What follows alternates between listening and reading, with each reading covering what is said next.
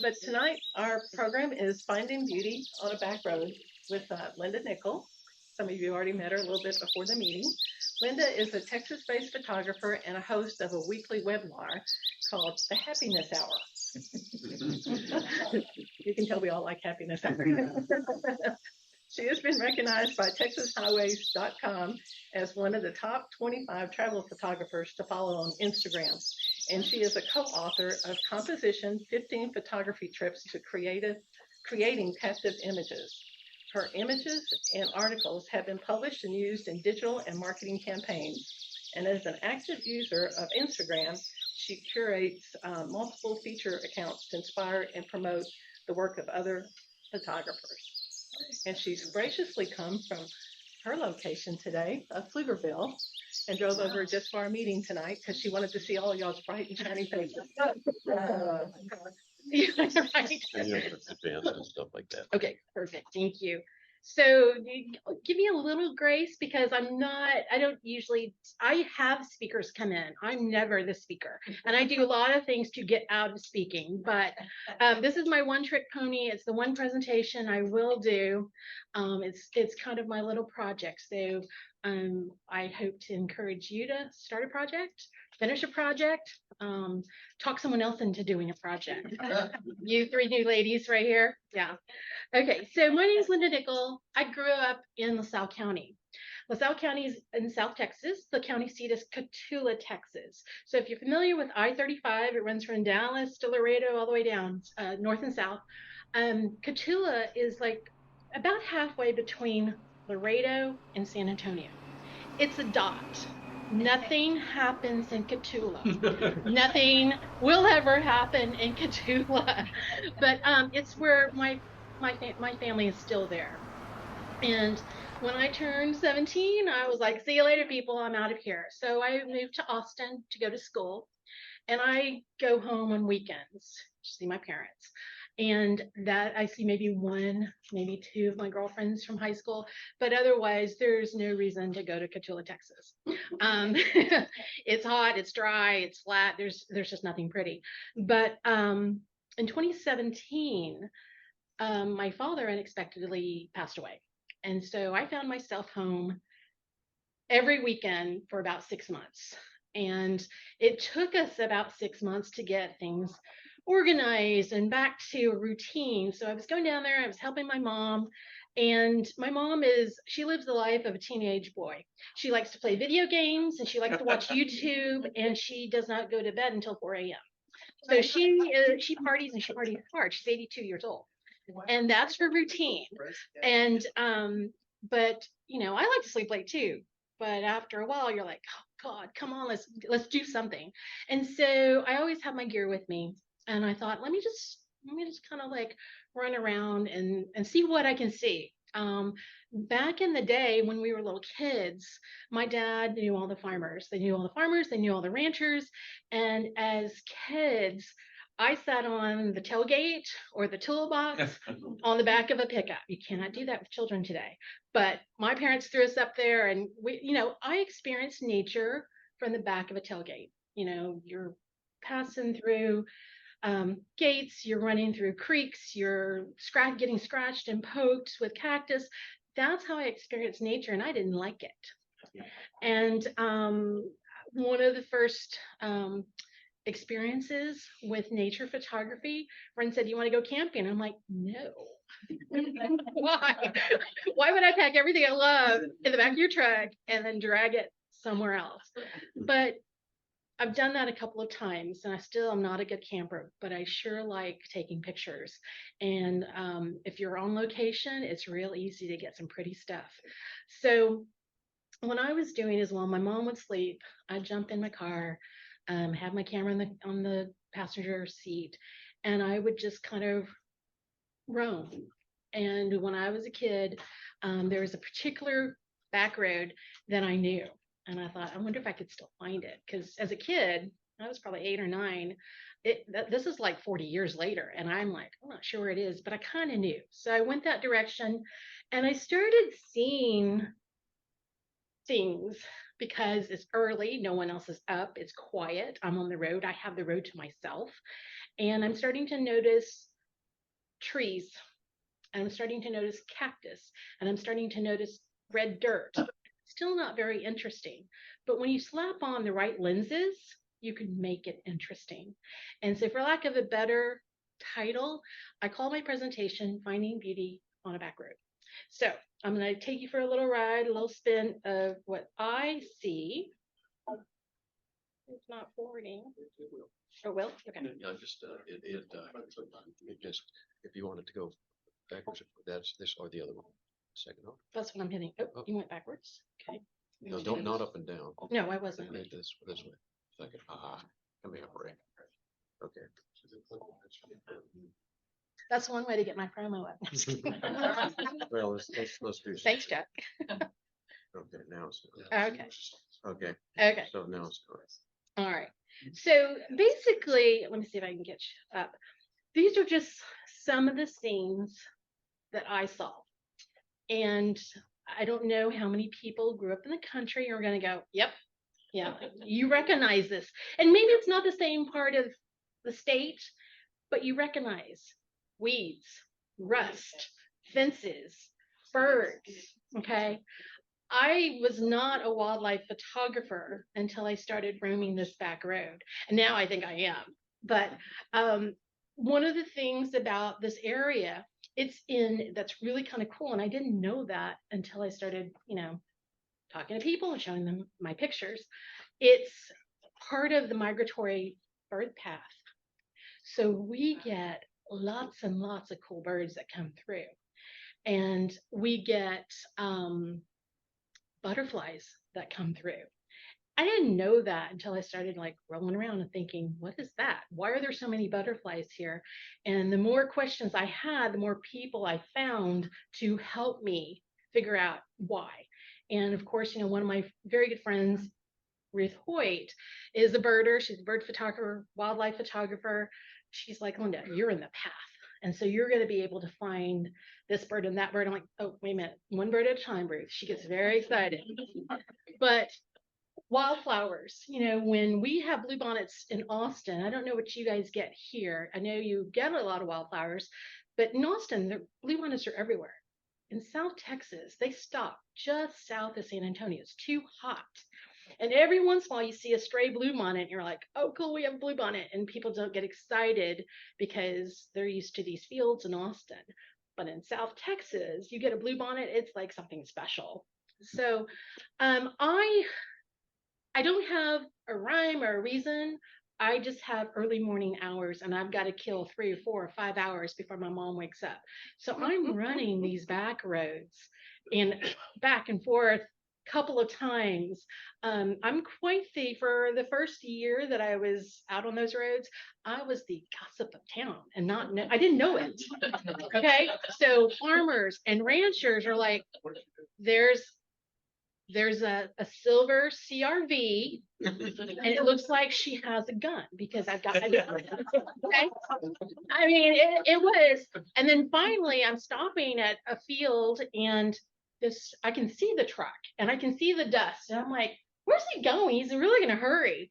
And all of a sudden, he's parked behind me, and he's like, can I ask what you're doing? I'm like, shooting. And I knew exactly what he was after. He's like, shooting birds. And he gets, he's a big guy, gets out. He's like, well, ma'am. And I'm like, with my camera? And he's like, oh. And I said, I'm out here looking for wildlife. And Mr. Webb and I are now good friends. And he often stops me and asks, what's this bird? And I'm like, can you describe it? Well, it's red. All right, it's not a big bird. But it's fun to get people excited about seeing things that they run past every day and they're not noticing. So these are just a few things that I saw out while I'm running around. Nothing exciting. If you're in South Texas, you're going to see white-tailed bucks, white-tailed deer. You're going to see quail. You're going to see mockingbirds. It's not that special. But for me, this is the first time I'd actually seen it. So it was kind of fun. And it was becoming a treasure scavenger hunt for me. So these are just a few things.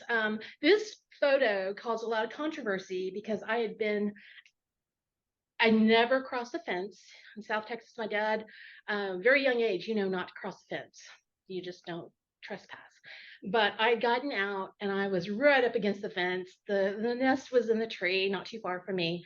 And all of a sudden, a tractor and the guy following the tractor and somebody else stopped and like, what are you doing? And I'm like, I'm just trying to take a picture of a nest. Oh, we thought you found something really cool. I'm like, it is a cool thing. Guys. So they laugh, and my brothers are like, you're the talk at the local cafe. There's this weird girl that's taking pictures of nests in dirt because they've caught me on the ground. So this was on my first outing. I love scissortail flycatchers. They're one of the prettiest birds. That tail is just ridiculously gorgeous, and they are a very social bird. They're inquisitive, and I often now, at first I didn't know. The first time I took a picture, saw them, I took this picture because I wasn't good enough to catch them in flight. Still not quite good enough. I've gotten a few good photos, but nothing that National Geographic is going to call me about. But I saw them take off from this spot. They flew up, the other one followed it, and they did something in the air, and they came straight back to the same piece of fence. And I was like, that's kind of cool. When they did it 3 times, now that became interesting. And so I've, barbed wire, post, birds on the stick. My friend Ruth is like, stop it with the birds on the stick. I'm like, that's the only way I can get these birds. But I like buttery backgrounds. And this is just one of those photos. It's not a spectacular wildlife photo by no means. I am not going to stand up here and say I'm an award-winning anything with wildlife photography. But for me, that was exciting. And you're kind of going, really? It might get better. It may not. But so those are some of the exciting moments on this road at early morning hours. I am a person that does not plan for sunrises. I don't plan for sunsets. Now, if it happens to be close to the time, okay, it's convenient, I'll go. Or if someone else is going to plan it, I'll tag along. But I'm lazy. I'm a lazy photographer. But when I'm at my mom's house, it's either sleep, do some laundry, or go out and drive around with your camera. I'm going to take off. Gotta go, Mom, I'm busy. And I came across this sunrise, and I didn't know we got this kind of color in the sky. I've never seen pink in skies before. And this particular morning was one of those cold mornings. And I thought, I'm going to take the shot. We'll see what I can get with it. It was really pretty on the back of my screen. And of course, when you post process it, you jack it up a little bit. This is not that saturated because I really don't like to do that to my photos. But back in the day, this area was farms. So you had cotton, peanuts, maize, corn, potatoes, every kind of vegetable that you could think of, watermelons in South Texas, they were around this area. And it was like one farm after another farm, a cattle ranch. And now these pump jacks are all over South Texas. So I like them. It's, a lot of people don't, but I like them, and they make really good subjects for me. So yes, they were going up and down, and I don't know if you've ever photographed a pump jack. They don't all move in unison. So it takes a lot of shots and a little bit of patience, because my brother's like, oh, they're off. I'm like, no, they're not off. He goes, are you sure? I said, I'm positive they're not off. So he thought it was too easy of a shot to get. I'm like, no, I spent some time. So one of my outings, I'd gotten out because I was looking for these little bird tracks. And of course, I'm not a tracker. I don't know what bird tracks. It's a bird. But I was curious, and I was, down on the ground kind of looking, and this huge shadow kind of went over me. And so, where you feel out of your peripheral, something is looking at you. And I look up, and it was a caracara. It was a pair of them, and they had flown over. So they cast a shadow right next to me. And I was like, huh. It's been 25 years since I've seen a caracara. It's been a long time that I've seen any wildlife. I live in suburban area. Short of going to a national park, I'm not finding wildlife. I'm not looking for it. But I got back in my car and drove a little bit, and 3 or 4 utility poles later, I came across these vultures, black vultures. And I don't know if anybody's willing to raise their hand and say, that's my favorite bird or that's the most beautiful bird. But they aren't. But once you put them in that lens and you zoom into it, you start catching the interesting crustiness and the lines in these birds. And if you're into color, they're not just black birds. They've got tints of blue in their feathers. There's a little bit of gray. There's even some reds. So for me, yeah, my brother's like, nice. You got a picture of the ugly trash birds, but it's part of my project, and it's a collection of not just 1 or 2 things out here. It's all the crazy things I've seen and experienced. This was during Super Bloom 2018. Do y'all remember? Did y'all travel for that? So 2018 was a ridiculous year for wildflowers. Texas Hill Country. I was in North Texas. I was in South Texas. I put 1,600 miles on my car in 3 days looking for flowers across the state. Me and 2 pals got in the car and we just drove, and we had a great time. But I had gone down to visit my mom, and South Texas doesn't. We get a lot of the yellows, and we get a lot of the uh, Indian blankets, but we don't get the pretty, pretty, pretty flowers. But this particular ranch, I pulled up, there's a metal gate in front of me, and I've passed this area several times by now, but I'd never seen, or I'd never really seen that cattle chute. And of course, you're thinking, did they just put that there? It's been there for like 20 something years, I've been told. So I don't know if it's was used or still used or just an elaborate piece of yard art. But I found it interesting. I get the blue skies and clouds and green. We don't get a lot of green in South Texas. So this particular year was I took a lot of flower pictures in South Texas, but I'm steeping like between. So there's a fence in front of me. I'm sorry, a gate, and so the bars between the gate are about this wide, and I'm crouched down. And as I'm coming up, I don't realize it, and he doesn't realize it, but this bunny is running straight at me. And it's like, I don't know who startled who, but I'm like, click, click, click. And then he kind of moved to the left, which is where he got. When he was coming at me, I wasn't ready. Those were all blurry, and it was delete, delete, delete. But when he did pose, I grabbed it. So I don't use Facebook a lot. But a friend of mine runs a couple of pages on Facebook for photographers. But one of her favorite pages is Backroads of Texas. She goes, you got to post this there because people will go crazy over it. It's a jackrabbit.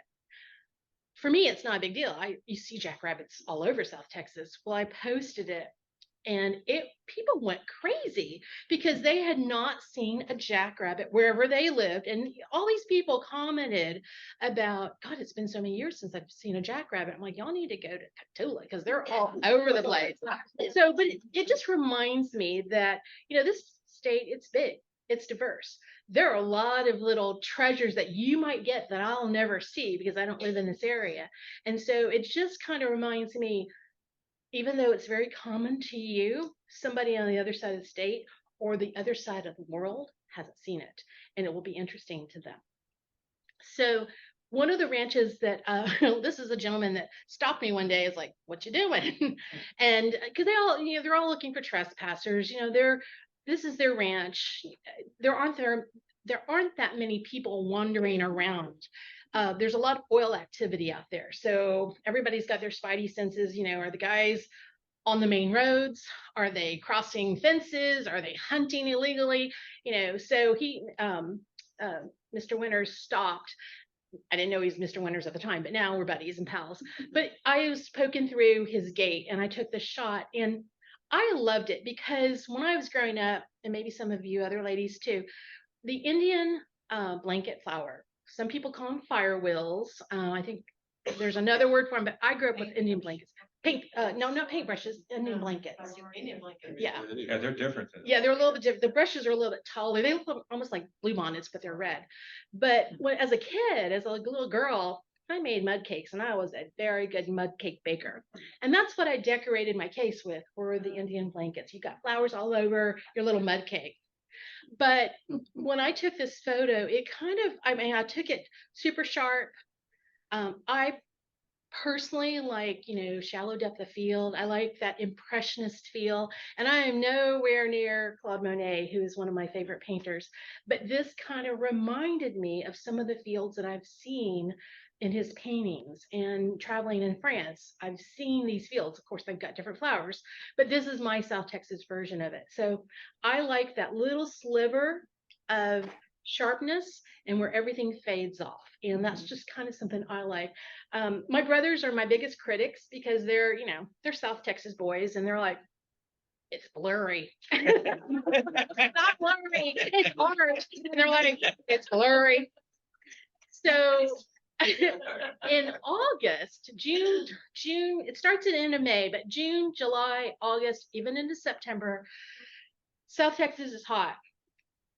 It's like speaking the choir here, but it hovers in those 100 degrees, and it stays there, and it's horrible, kind of like what you're experiencing.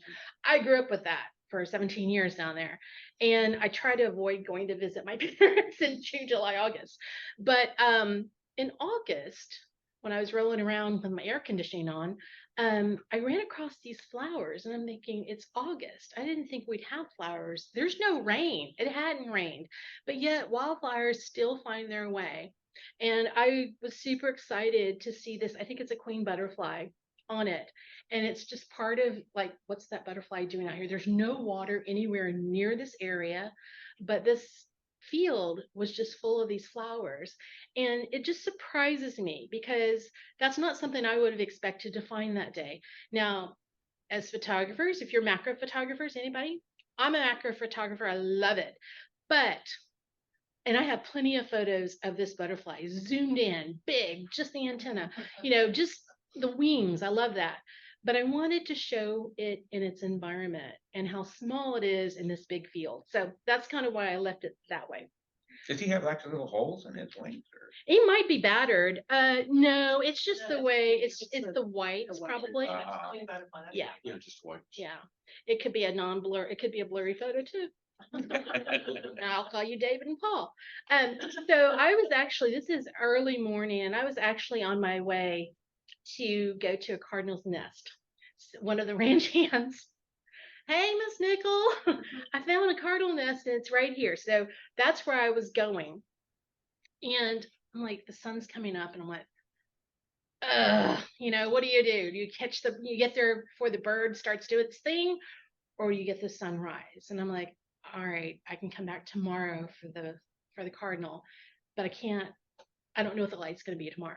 So I pulled over. This is a December morning, and you get the heat in the summer, but in the winter it's not so bad. I'm wearing flip-flops and tank top, and it's like mid-December at this point. So I always like to tell people, if you see something, stop and take a picture of it. Don't think you can come back tomorrow. Now, sunsets, sunrises, that's obvious. But for me, even I'll see a flower, I'll get that tomorrow. Well, tomorrow it's not going to be one day makes a huge difference for these things. Birds are not going to be where you saw them. So don't think, I'll just come back. Are you kidding? I saw a turtle. I'll come back. No, that turtle moves a lot faster than you think, because I just experienced that a couple of weeks ago thinking, it's just a turtle. I can catch it. No, it did not cooperate with me. This is the same tree the following October. And so because I go back to the same area, I get to notice, oh, wait a minute, this Weisach tree, I didn't know we got autumn in South Texas. You go from green for just a little bit and you go to brown. There's not a lot in between. And that's because I was not going home in that time of year. I was going when it's not hot, so I always saw at least a few flowers, but it was kind of fun to say, wait a minute, we experience crunchy leaves, but from a distance, they're still crunchy, but they've got a tinge of orange to them. So it was just kind of fun to get this shot. There is on one of the ranches or one of the farms, most of those farms are gone. No one is farming anymore in this part of LaSalle County.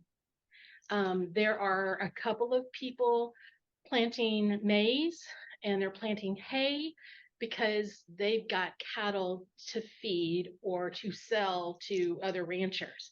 But every summer, this maize field has been there for, I don't know. I've been photographing this area for 6 years, probably about 6 years. And my brother's like, it's been there for 20. It's the same. They just rotate it, right? So, this is early morning light. It's really soft. And the red-winged blackbird, it's a blackbird. I can't get real excited about blackbirds, but when he moves his wings and you get that little patch, his little badges of, hey, I'm right here. They are beautiful birds. This, for trivia, this is the only bird song I can recognize because I spent so much time in this field with so many hundreds of these blackbirds that it's been etched in my brain. It's almost kind of gross, but I'm not real good at recognizing bird song, but this one I can recognize. This is the same maize field 2 weeks later. It's about 2:30 in the afternoon. It's hot. It's the worst time to take a photo, but I really liked the shimmer that was coming off of the reflection of the little, I don't know, the little rainbow effect, the bokeh effect. And then with my lens and being able to play with different focal lengths and get that bokeh, I like this picture. It's not going to win any prizes. None of these pictures are going to win any prizes, but it's part of my storytelling of this area. So, this little guy, when I started birding, or recognizing that has wings, it's got to tell it's a bird. I'm not even exaggerating. They were LBBs, little brown birds, little LGBs, little gray birds, because I didn't know. And everyone's like, this is sad. My little cousin was 6 at the time. He's like, Cousin Linda, you don't know that the Texas state bird is a mockingbird? I'm like, I know. And he goes, well, that's what that is. I'm like, are you sure? Because I'm still not sure, but I think it is.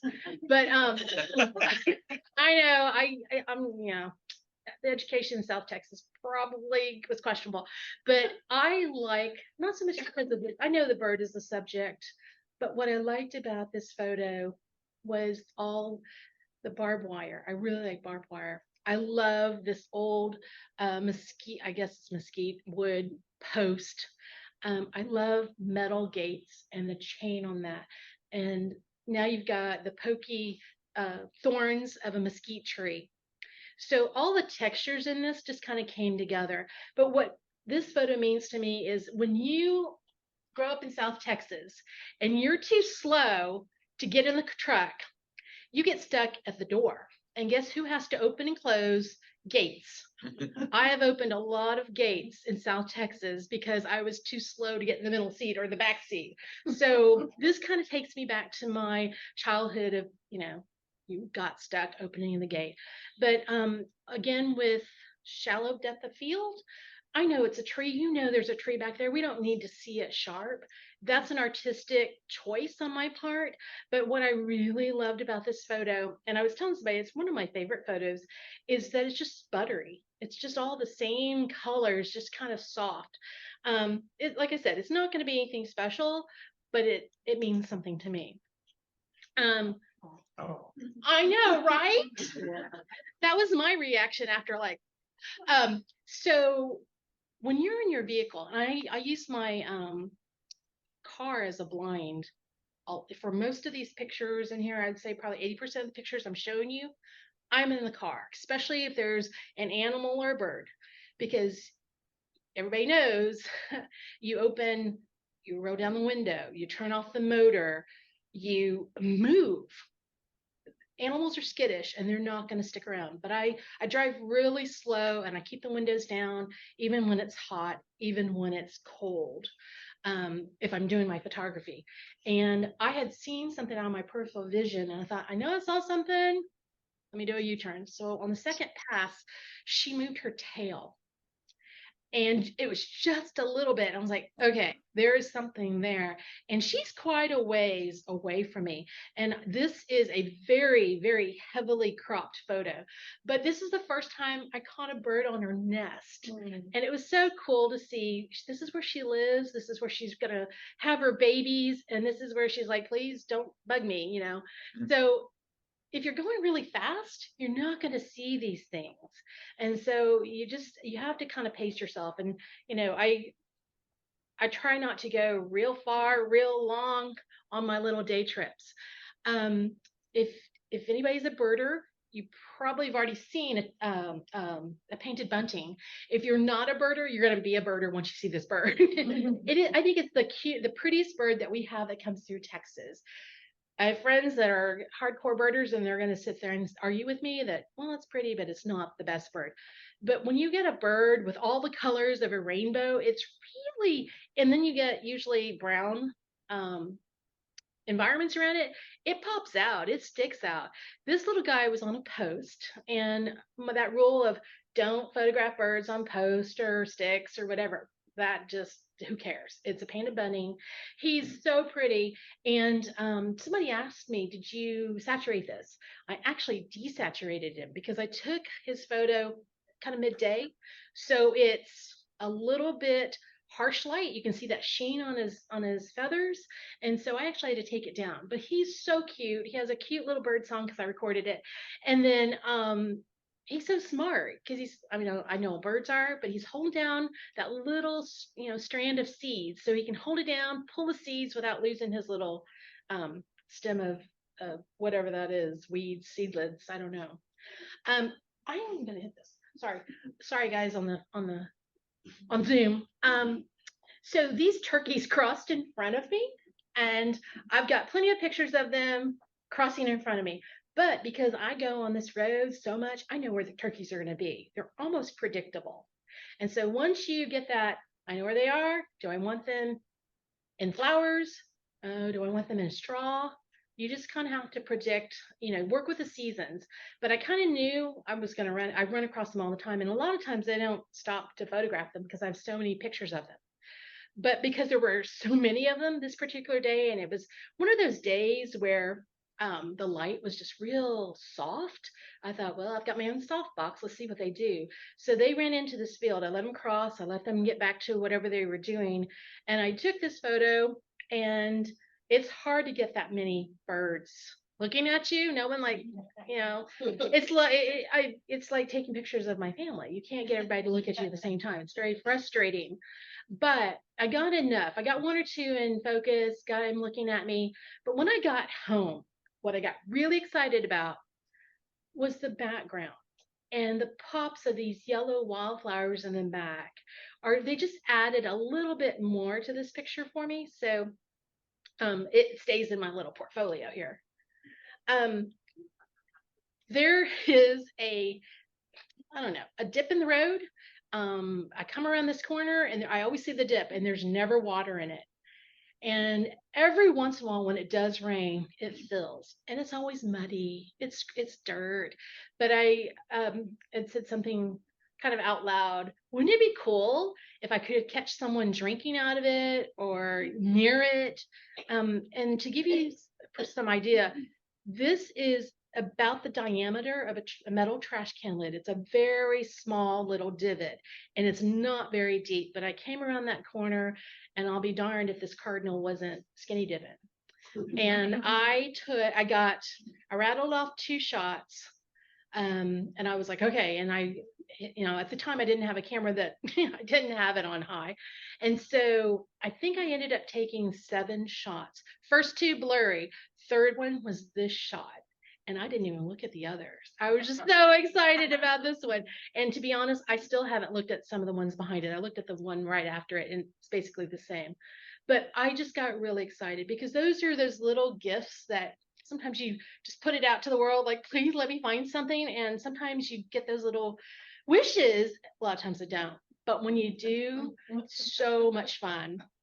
So I love bobwhite quail. And they're ground feeders.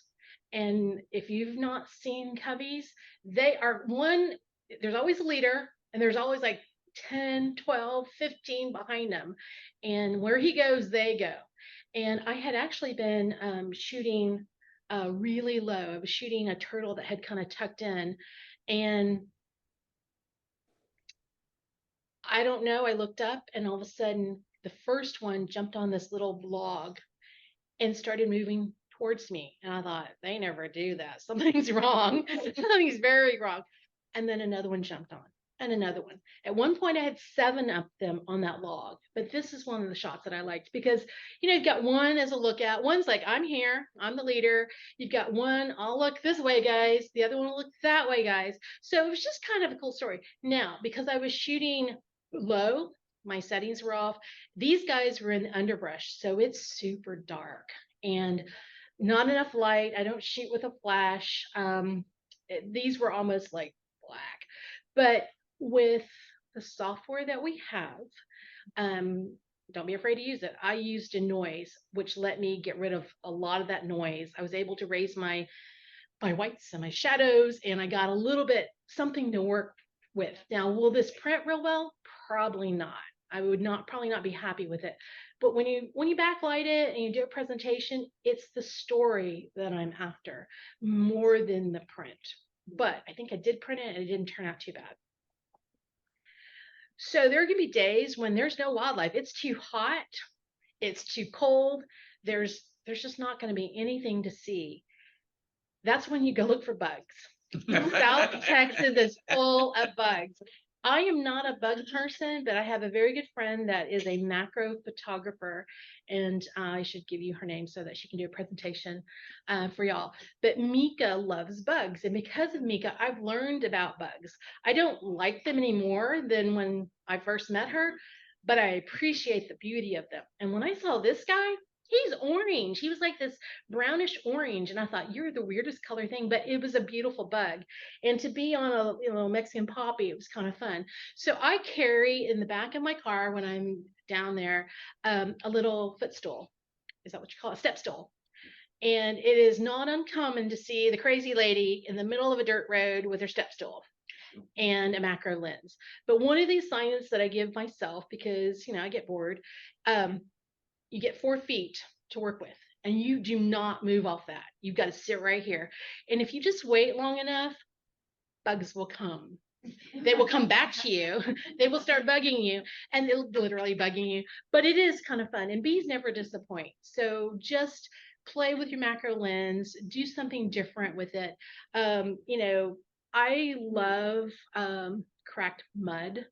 And when you get down on the ground looking for just cracked mud with your macro lens, you can get some really cool abstracts because there's not just the big scenes. I like the little scenes. So look for interesting bark. Look for droplets. I love good spider web. And I love, what's the word I'm looking for? Dewdrops. Mm-hmm. And I had a lot of fun with the spider web. And in reality, it was about this big. But with a macro lens, you can make it appear larger than life. Never found a spider on this web, and I looked, but I like the dewdrops. Good enough. If I like it, it's good enough. Another thing is play with the fauna.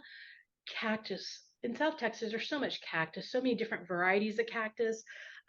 With your macro lens, if you get right up on it, I've got those nice sharp thorns coming right at me. But if you back up with your macro lens, you can do some really cool stuff with it. I actually do use it for portraits. So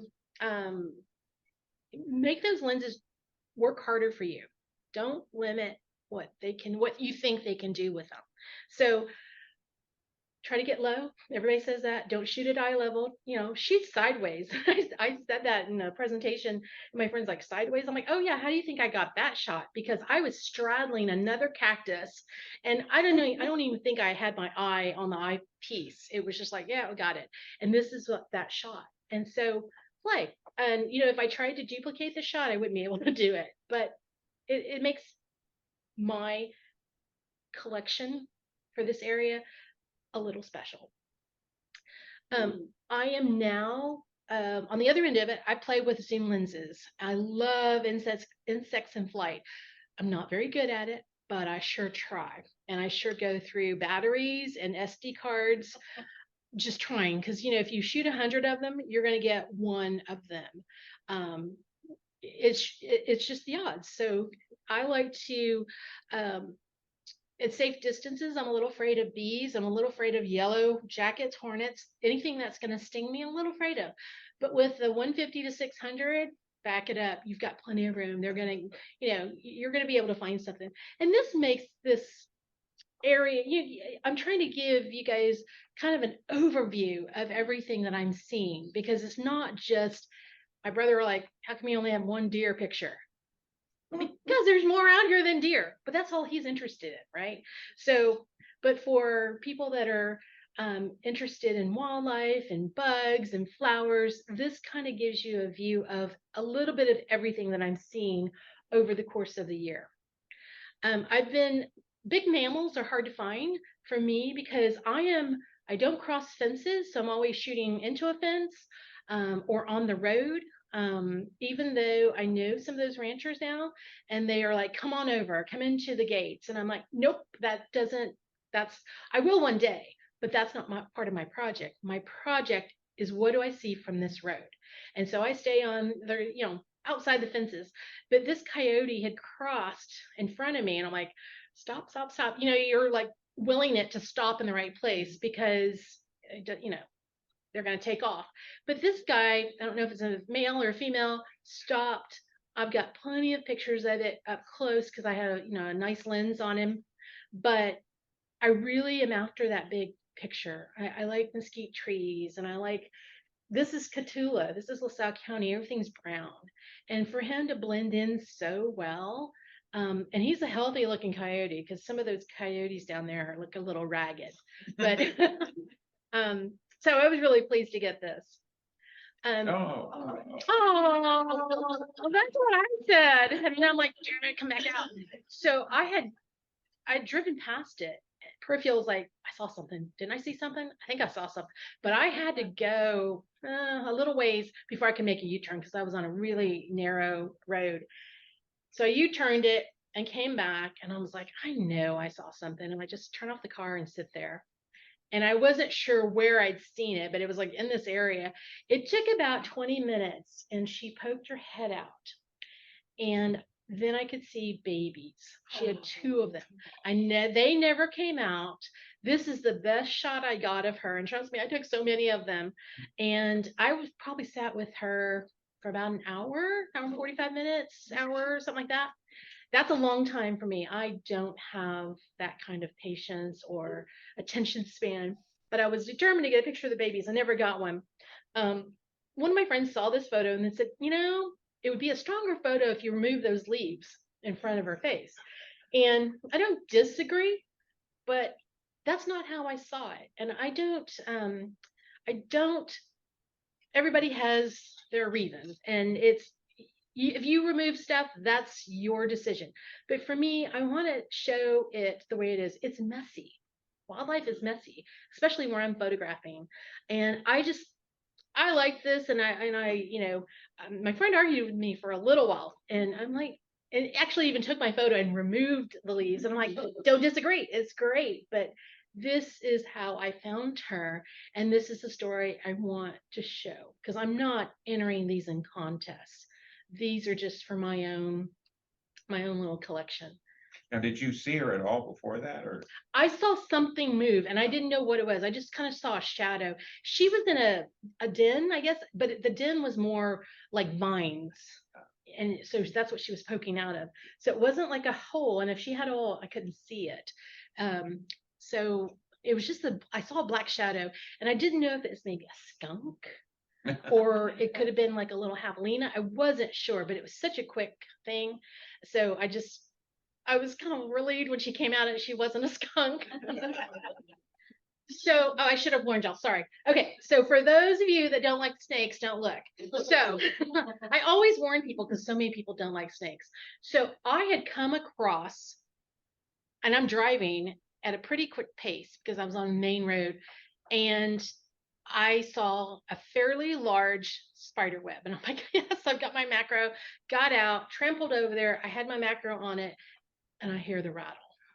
Oh, So without moving my head, I was looking everywhere I could look, and I could not see it, but I could hear it, and it was close. And I'm like, that's not what it said. I cleaned it up because I'm in a church, but that is, if you've not heard a rattle in person, it is enough to like make the hair on the back of your neck stand up. And all I'm thinking is, I'm gonna hear the "I told you so's" from my brother. That's all I'm hearing in my head. It's like I might die, but they're gonna stand over me and go, "Told you so." So it stopped rattling after like, yeah, it seemed like an eternity, but it was probably 3 minutes. But it seemed like I'd been standing there for 30 minutes. And I thought, okay, I'm just gonna, she's quiet, he's quiet. And so I started backing up. And at that point, I realized where it was, and it was in front of me. And I realized I'm in striking distance. Dumb, dumb, dumb. But I backed up, made it back to my car, grabbed my telephoto lens, and ran back. And I took a bunch of shots. And of course, I send them to my brother. I'm like, how big do you think it is? And they're like, big enough to like kill you. You're too close. And we're telling mom. I'm like, tell mom. My brothers are typical brothers. So I was driving around and one day, and it had been raining. It was wet, and so rain down there is mud. It's slick. You move, and I'm like, worst thing, I would rather be bit by no, I don't want to say that. I don't want to say I want to be bit by a rattlesnake, but I think I'd take that over than having to call my brother and go, can you come get me? But I saw these leaves, piles of leaves, and then they kind of flew up and landed. I'm like, there's no leaves. And as I got closer, there were, I don't know what they're called, clusters. I don't know what the group colony, I don't know what butterflies are, but I believe these are orange sulfurs. That's what somebody told me. And there were hundreds of them. And I'm thinking, what is going on? And so someone told me is what they're doing is they're muddling, and they're looking for the salts in the mud, the water, in the dirt. That's something they do. So I have a little muddle thing in my garden because butterflies do land on that. So they're looking for, I don't know, salt. But I thought this is really kind of a cool experience. And I've never seen that again. Um, it was just one of those weird things. I guess this is probably September, so it could have been part of migration and they were just moving through. This was before I was kind of doing my homework of what am I seeing? Why is this happening? It was just more like cool butterflies. So this is a little hackberry butterfly. And it's the size, the diameter is smaller than a dime. He's tiny, tiny, tiny, tiny. But what I really liked about this photo, my brother saw it and said, wow, lots of dead stuff. And look, a tiny butterfly. What I think about nature is that it is so neat because it can protect itself because it blends in so well with its environment. This is the same butterfly with his wings open flying into the middle of the road. And he's so small and he blended so well. And my eyes are getting old. I stopped looking at it for a second. It took me a couple of seconds to locate it, but I like these kinds of photos because they're fun. I share them I have a godson that is, well, he's a little bit older now, but at the time he was 4. I'm like, can you find it, Jackson? Yes, I can. And it's fun to share those things with kids. So this is the most expensive picture I've ever taken, not counting an airline ticket. So I often go out on my own, and I like going out by myself, but on occasion my mom will say, I'll ride with you. And this particular morning, I don't know what was in my hair. I was just like, I'm on a mission. You don't start out with projects. Some people do, I do not. But as I started collecting all these photos of birds and deer and coyotes and other stuff, I was like, I need a bobcat. You start making a list of all your wish lists. I want a bobcat. I want an owl. I want a fox. I'll take a javelina today. And my mom's like, I said, any of those things, Lee Nicole, I'll pay you $20. She goes, I'll take your money. So we get in the car. I've been driving this now for 4.5 years. Never seen an owl, never seen a bobcat, never seen anything. And within 45 minutes, she's, my dad was a hunter, so she knows not to like scream and point. So she's poking me. She's like, look at the fence. And a quarter of a mile down. I'm like, how did she? I mean, it's from where we were, it was small. I'm like, but she had just had cataract surgery. So her vision was amazing. I was like, how did you see that? But, my dad was a hunter and he trained her well. And so I pulled over and I kind of rolled down the window and I leaned as far as I could to get a shot. And I took 2 shots and I'm like, good enough. I got an owl. I know there was owls here. And I thought I just have to open the door and I know he's going to fly. And I opened it, took 2 shots. He's still kind of not looking at me. But I don't care. He's an owl. I'm excited. Check off the list. And I thought, I'm just going to do it. And I opened the door and he's on a fence post. I'm on the road. I was able to walk is at 180 degrees. He let me get, I was probably, Ruth says 25 yards. You can't get, is it 25 feet or 25 yards to an animal? And I'm like, okay, well, he's going to probably take my head off if I get too close. But I went and did the 180. I got so many shots, all the same shots, right? And then I got back in the car and I changed the lens and I got a little bit of a closer lens, did the same thing. He is not interested in moving. He's not really interested in me. Every once in a while, he would look at me and I thought, all right, let's just push our luck. So I pulled out my tripod and did some video. And so this was a really, really cool experience. I get back in the car and my mom's like, are you happy? I was like, I'm so happy, Mom, just to get an owl, just see one. And then to get all these photos, I'm super happy. Great, you owe me $20. And if you knew my mother, you would understand. But I'm so fortunate to have a camera that lets me crop in. So this was just one of those shots that I'm super excited to have. And that owl was a fun day. So I'd never seen a Mexican ground squirrel. And it happened to be Easter morning. This is 2 years after my dad passed away, Easter morning. And I ran across this little guy. He jumped up on the cattle guard. And I thought, it's Easter. My dad was a very devout Catholic man, always carried rosary in his pocket. And I thought, this is just so perfect. He's praying. In truth, he's actually eating. But from the angle I got him and the story that I want him to tell, there's the word anthropomorphic. Okay. It's pretty controversial in the wildlife photography groups. It's giving animals human traits. I don't care that he's praying. So, weather is one of those things. I'm never down there when the good weather happens, but this particular day, I thought the clouds were extremely moody. These trees, there's just so many of them. These are old Weisach trees with mistletoe in them. And I love the gold tones of all these dried grasses. So there's not a lot of landscape in South Texas that's interesting to me, but it adds to my little collection. On the other side of it, this is a February morning. I've never seen fog in Cotulla. And I'm on the dirt road. It was pretty early.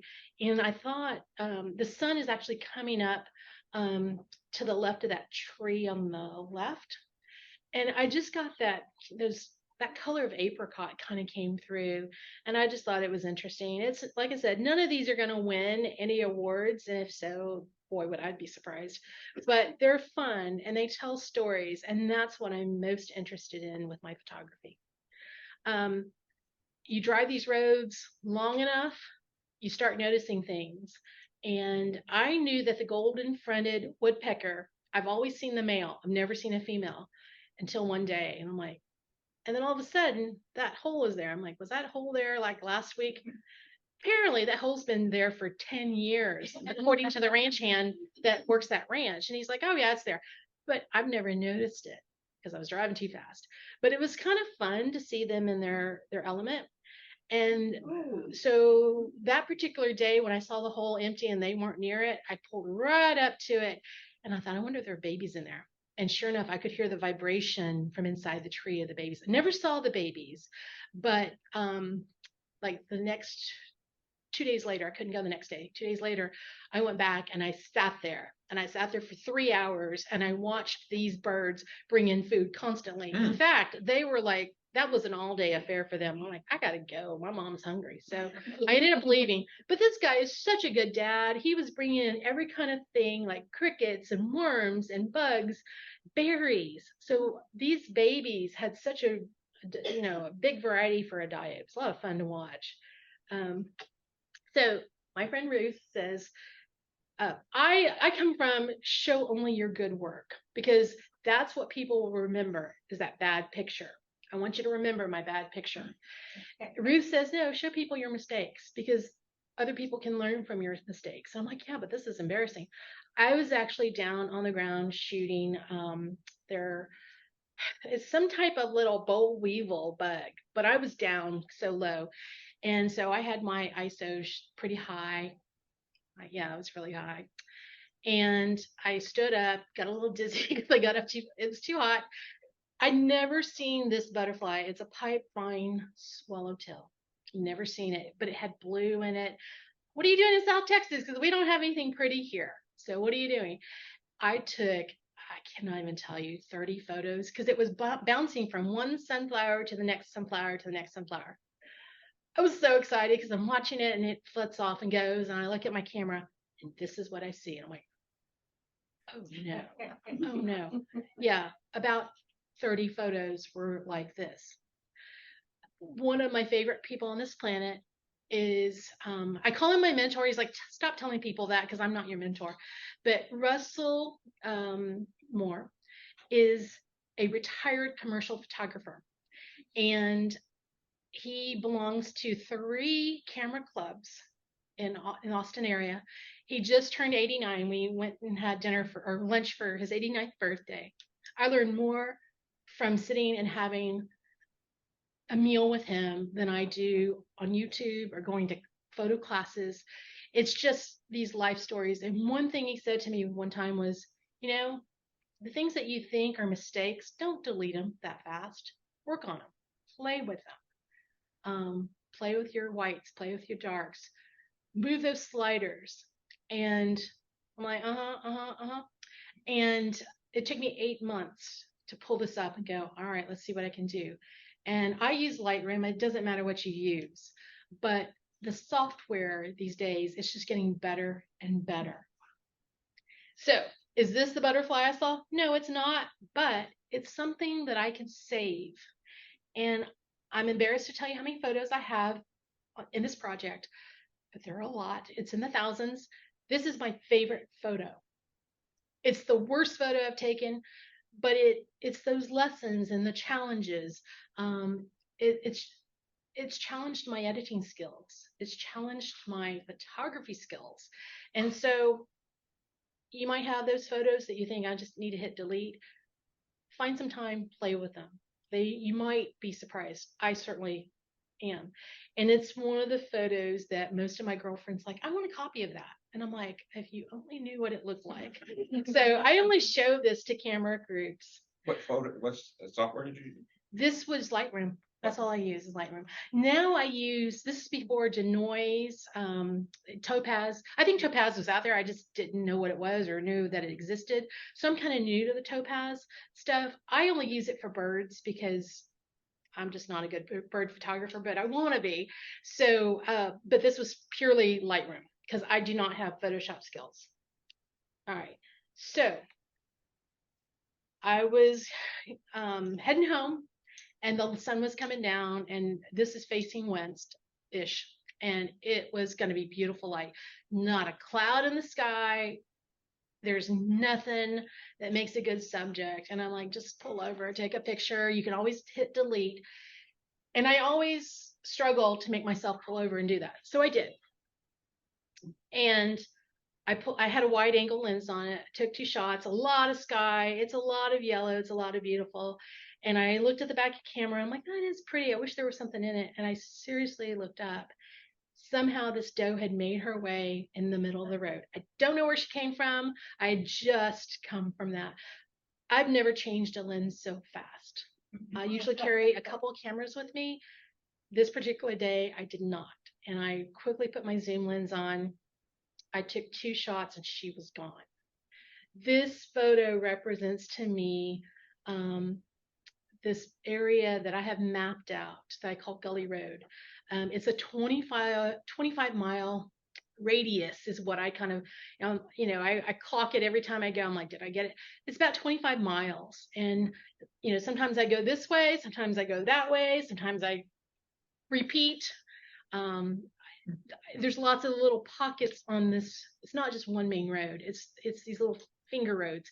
And this represents to me this area that I knew as a kid. And it was always work related because my dad was a heavy construction guy. He ran Caterpillar tractors. So he was always digging tanks, making roads, making way for the oil guys to come in. He was always the first one there. And that's kind of what this photo represents. So Mr. Gully was a farmer that my parents knew, and I knew him from like age 3, maybe 3-4 years old.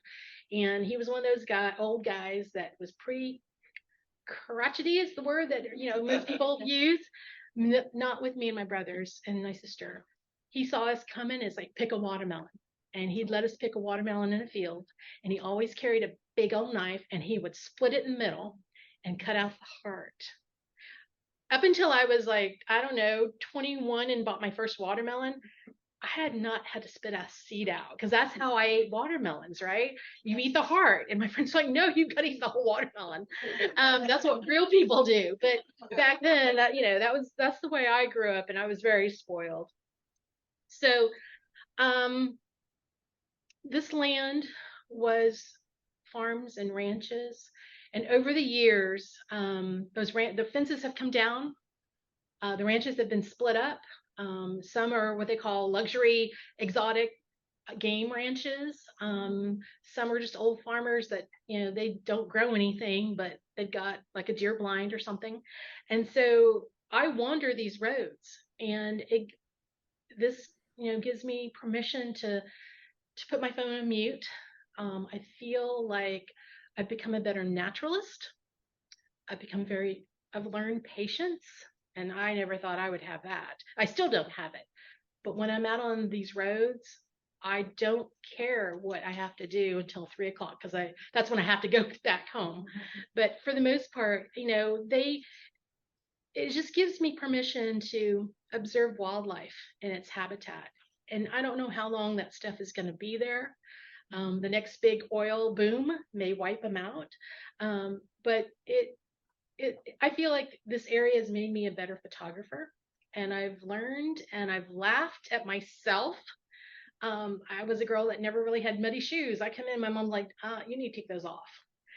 Because I'm usually down on the ground and doing silly stuff that I would never have done before I started wandering these roads. So we all experienced COVID and house arrest, right? But if you have a back road, I had this back road. I had a place to go. I had a place to explore. And I was safe out there, except for the farmers that are like, what'd you see today? Like, you're scaring the birds. So anyway, if find your back road, if you're lucky enough, you might find one with dark skies, and you can practice your astrophotography, but you can practice your macro photography. So there's all kinds of bonuses for getting out there. If anything, it's just to get away from your chores for the afternoon. So I'm going to challenge you guys to find that back road near you. Drive around, roll down that window, turn off the radio, listen and look.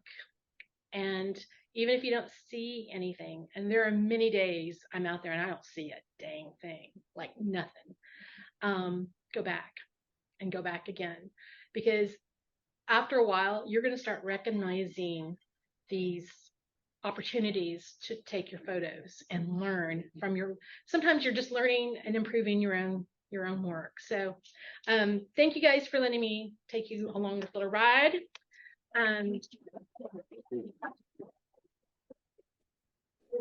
Welcome to connect with me through my website. Connie mentioned I do a happiness hour that is open to anybody that can hit a Zoom link. We do it every Wednesday night. I bring in speakers that I blackmail, bribe, whatever it takes, but they come in and yeah. So you can find the schedule on my website. If you're on Instagram, I live on Instagram. I love it. So you can find me at Cousin Linda. So that's all I've got.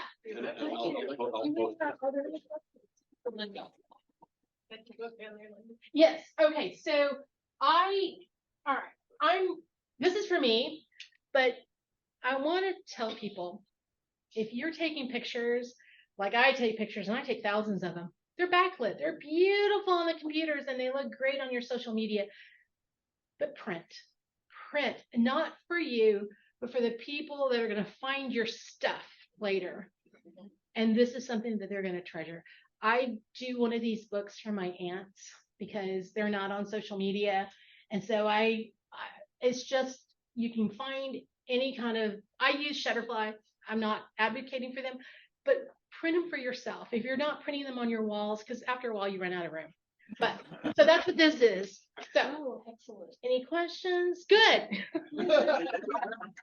I'm happy to answer questions. Don't ask anything hard. Have you got your bobcat?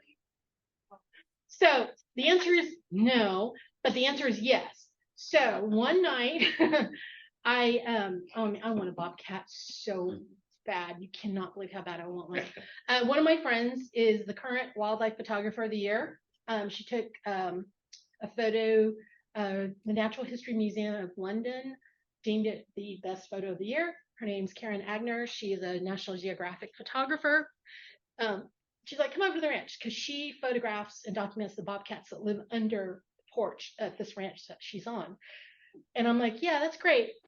But and I should have mentioned this, all the photos that I take that I call my Gully Road project have to be within this area. I do have a picture of a bobcat, but it was so dark and it's the worst picture, but yes, I have one. But I'm still looking. Yeah, I'm willing to pay some bucks for him. But yeah. Anything else? Okay. No, this was excellent. Well, thank you. You're so entertaining too. Well, that makes a big difference. well, thank y'all for all coming out. I mean, I was not expecting. Connie lied because there's only a few of us. The San Antonio Club lies too, just so you know.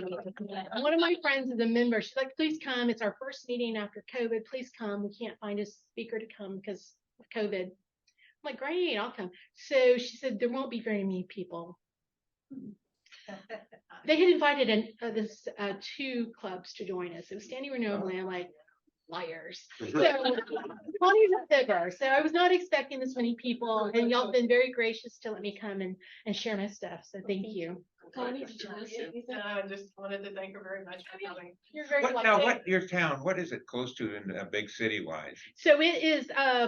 It's 87 miles south of San Antonio, and it's 76 miles north of Laredo.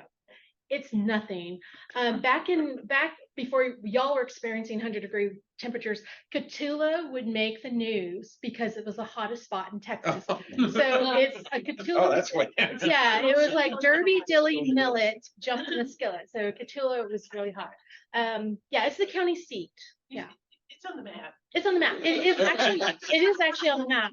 And then for Karen's photo to win this international prize, she's the 8th woman to win it in 50 something years to win this contest. And for her to take it in my little town, I'm like, oh my God. But yeah, so okay. Thank you. Well, thank y'all for having me, and hopefully I'll run across y'all at some point. Yeah, this is a big month for sharing. Obviously, trips near and far is popular. So we have 47 photos, And we'll start with Bill Baird, who's online or was online. Yes, unmute. I think he's You'll have to unmute. You have to unmute.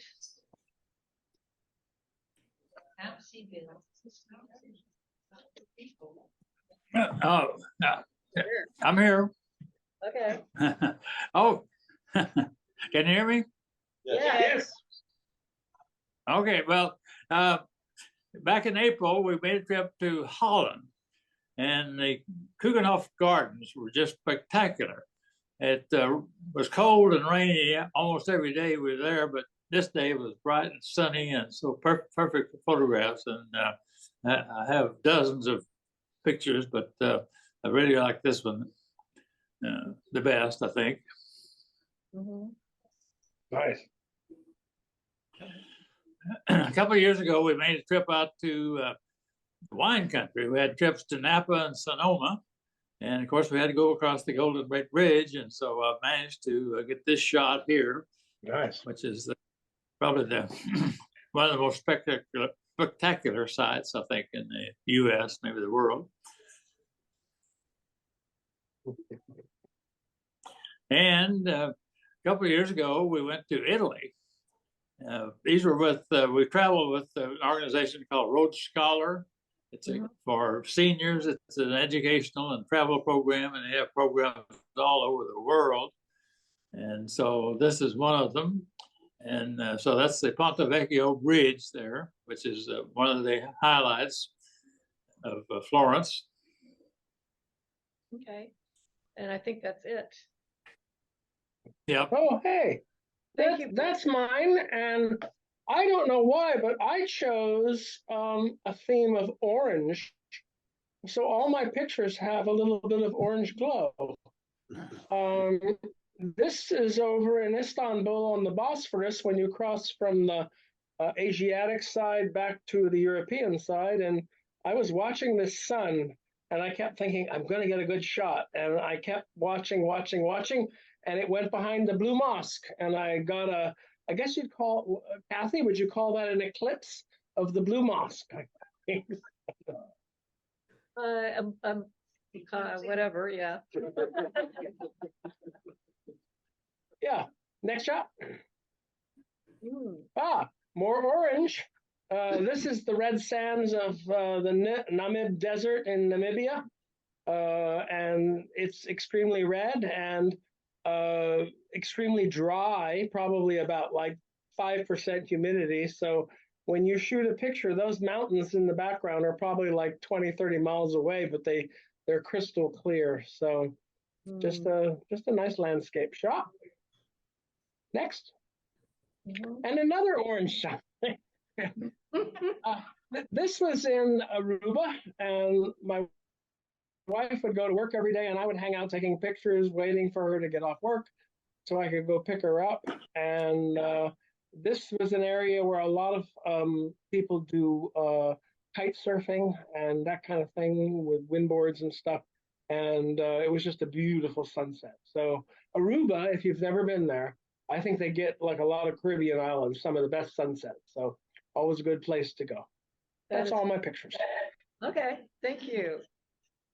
Chuck. Sure. Okay. Yeah. A number of years ago, when Myanmar, also known as Burma, was open to the public, we went there. Ama Waterways was one of the companies we used for river cruises. Had a little boat, and they did this cruise down from down from Mandalay to Yangon, down the Irrawaddy River. It was about a 10-day, 14-day cruise. I think they did it once or twice, and then either the river was too shallow or they couldn't do it, and then the country blew apart. And then but anyways, it was a fabulous trip, and that there was the boat held about 50 people, so it was not that big a group.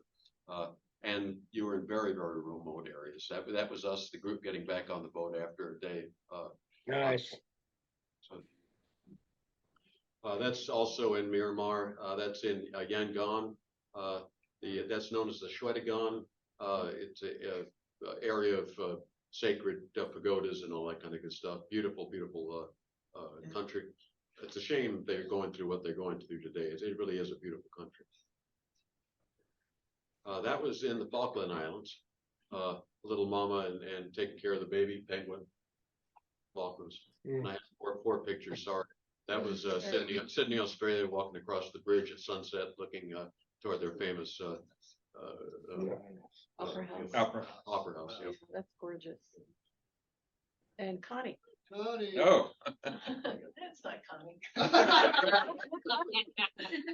That's not Connie? That's a Galapagos land iguana. Wherever you get to see there, it's not so bad, Bill. Look at the claws. And that was at our trip in June. June? Hmm? Very cool. And that's a airplane bilinear hummingbird in Colombia. And that happens to be a gray-breasted mountain toucan in Colombia. David? Nice. You notice how quickly she went by the birds. This is in Ecuador, we went to Galapagos. One day we went up in that path right there to take photos of the hummingbirds. And this is a chestnut breasted cornet. And it's just gorgeous hummingbird. And little. Pretty. And this is another one. There's what's called Wango Lodge. It's a tour Milan Sun Angel. Sun Angel's main thing. Sun Angel. This is And cool. this is a magnificent frigate bird, Galapagos Island. I don't know what they were fighting over, but it's fun to watch them. The wind blows. They don't move the wings off. They're just floating on the breeze there. They were fighting on that They were little fighting. stick. There was another one you don't see down below, but I don't know if they were fighting over the female or they were fighting over the stick or what they were fighting. But they did that up for 10, 15 minutes. They were fighting. Ellen? I think she was online. I keep getting disconnected. Yeah, so you may lose me in the middle. We're in up between Tongues and Angel Fire, and it's gorgeous here. I won't tell you how wonderful the temperature is, but that was where we ate our. Some of you probably go to fancy places for your anniversary dinners, but that's where we ate our anniversary dinner last week. Funky little place. Next, and you're driving across the high desert and suddenly come to the Rio Grande River Gorge and this spectacular bridge and incredibly deep gorge. And I love that little 18-wheeler going across the bridge. Perspective was wonderful. Mm-hmm.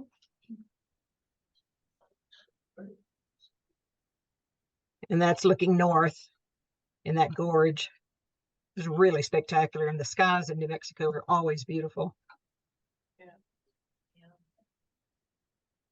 And that was my first try with the that app that John Gray recommended called Spectre, and those aspens were quivering, and I think that's going to be fun to play with. Yeah. Good idea. Yeah. Thank you. Emily? no. I think I misunderstood the subject matter, and I thought it was summer or something. I don't know. I have trouble finding each month what the assignment is. This was at the Blueberry Festival in Nacogdoches, and I just decided to shoot feet. No. And one of these feet is not human. I wonder which one. Which one is it? It's. And this is in Seattle. My sister's boyfriend has a camel next door to his place. And it was, used to be 2 camels, and they were abandoned by a circus. And they've been there ever since. And this is him. His name is Gobi, and he's kind of goofy looking. His buddy has passed away, and I don't know how much longer he'll be around. He's kind of cool. And then this is in the Seattle area also. This kid caught this very nice crab. And the crabbing is great. Is it? Around there. And then, Nice. My travel is here travel. This is all summer I've been going to visit my daughter, once a month to, go to a life drawing class. That's a passion boat share. So this was taken at the Hancock Recreation Center, and the gentleman in the picture is Jim, who founded the life drawing session decades ago. He still shows up every week and draws. I really like the paint cup. The lid is the same color as his skin tone. And I really like the what center is it? Very nice. Recreation Center on 38th Street.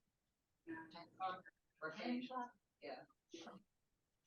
And that's another artist who was drawing it. Oh. He has the most beautiful teal colored eyes, and his whiskers are so long. It's great. Jim? This was taken a couple of years ago in Salzburg, Austria, I think it was. And anyway, this artist had this globe constructed, this golden globe, and he put a boy on top of it. The title of this thing is Boy on Top of Globe. So, but nobody really knows what the meaning is of this, other than boy on top of globe. Anyway. This was taken leaving Panama City a few years ago, early in the morning, and I like the way the sun was coming through. Love the dynamic clouds. And then Jim Scuppin? Yeah, I went to Florida for a memorial service for my sister-in-law. But I got so sick of driving I-10, I decided to take a different route. And I spent the night in Eufaula, Alabama. And what a jewel that was, a little town of 13,000 on the Georgia state line. And they filmed Sweet Home Alabama there. But they had more beautiful homes there. Don't ask me why, but just enjoyed walking down and taking a bunch of pictures of homes. That was one of them that I really enjoyed. This is on I-10 headed home near Pensacola, and I'm going 80 miles an hour down the freeway and using my iPhone to catch that sunset. Were you driving? Yeah.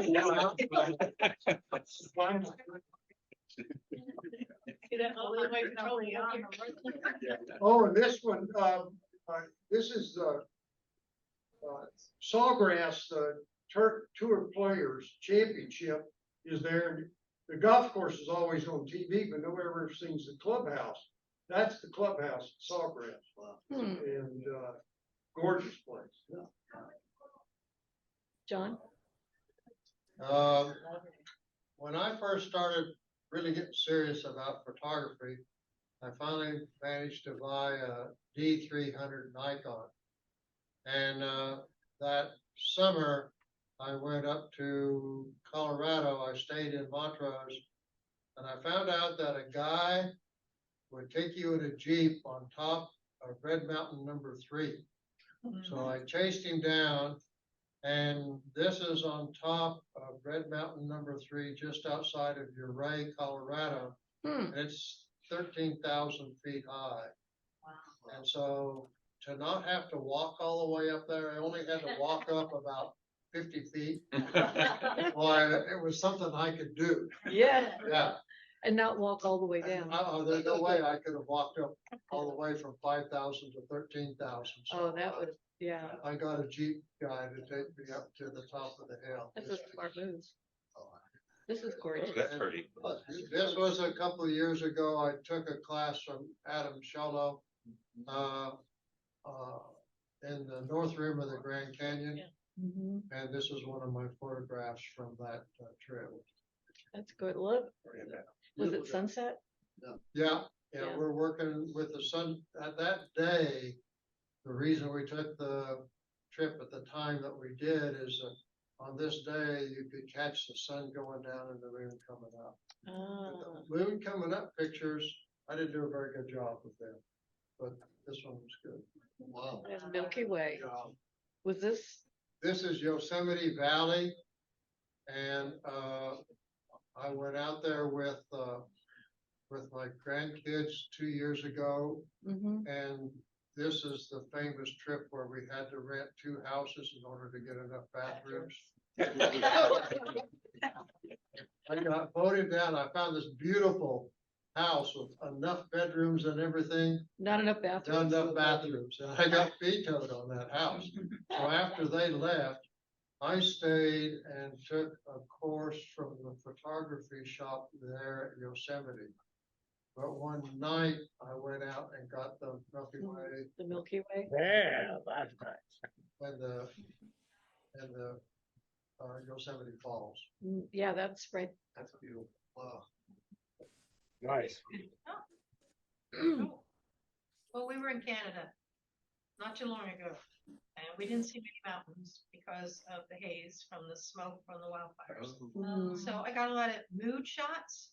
So this is in Jasper National Park. This is at Athabasca Falls. And if you see pictures in books, it doesn't look anything like this because you see the sun and you see the beautiful mountain and everything, but this is my mood shot.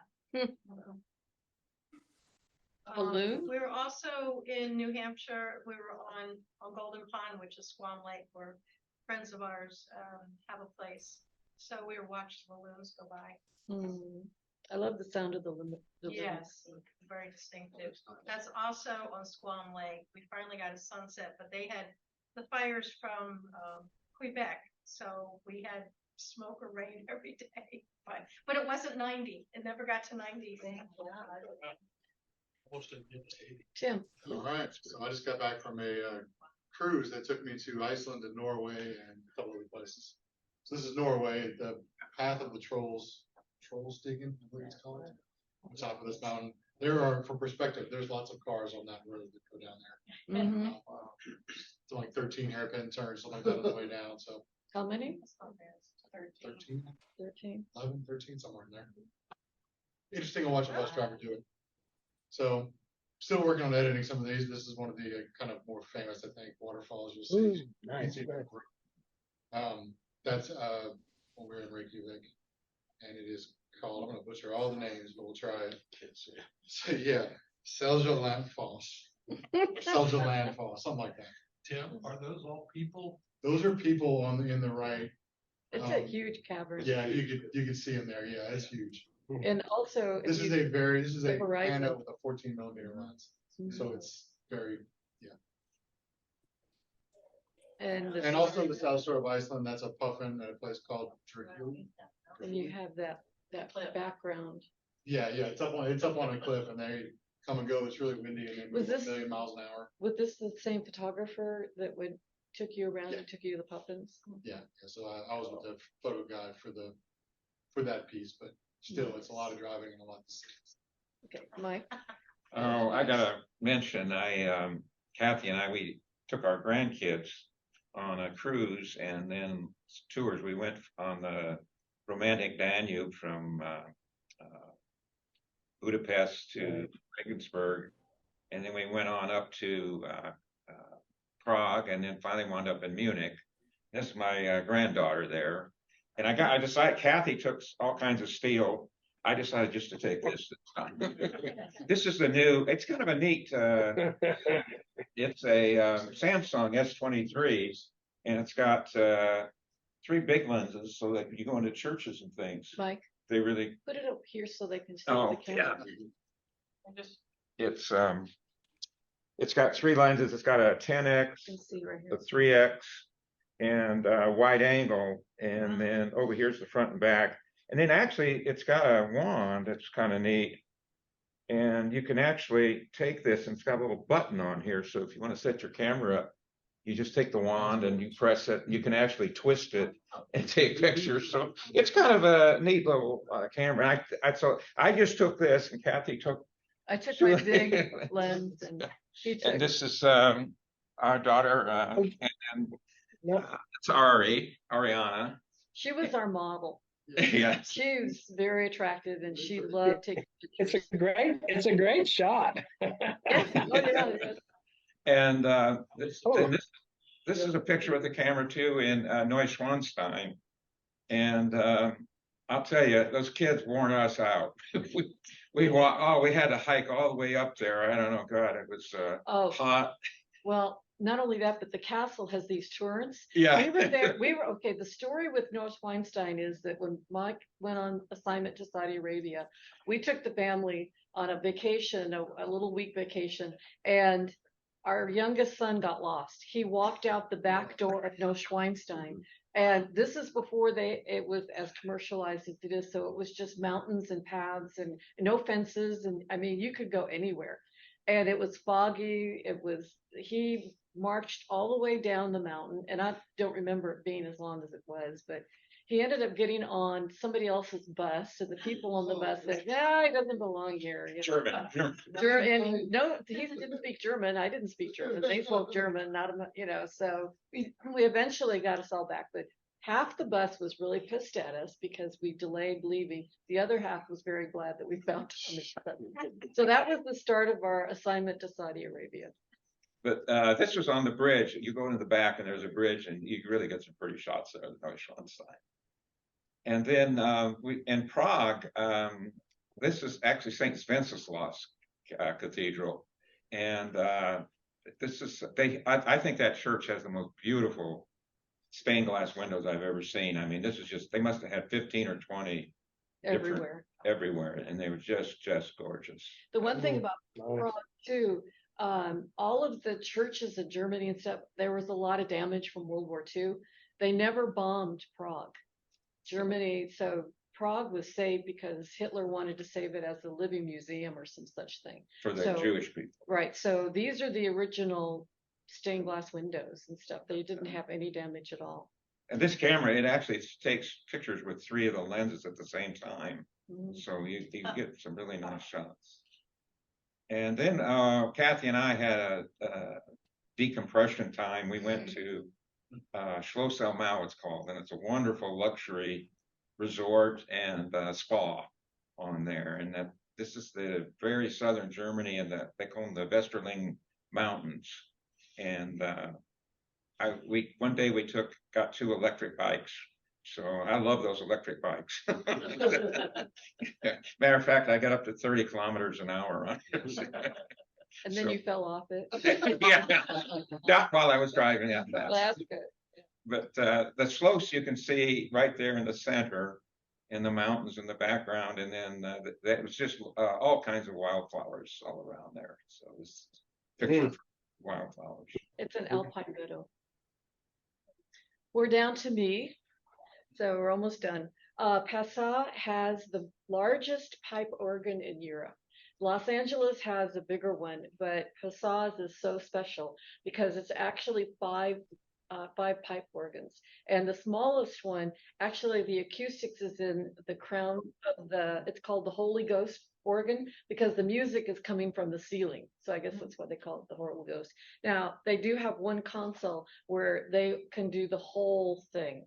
And they said that we actually could have listened to it, but we didn't. We decided to go back, and I didn't realize it was so famous. But anyway, it is an amazing work of art and a pleasure to listen to from what they said. And this was Vienna, St. Stephen's Cathedral from behind. The blonde at the bottom, kind of, that's Ari. She dressed up every day. She had a new outfit. She even bought some clothes to expand her wardrobe. But we had a great time in Vienna. Our grandson's uncle was actually in Vienna, so we had native Viennans to help show us a little bit of the town. And then this is St. Charles Bridge, which is quite famous. I'm going with Chris's orange, kind of.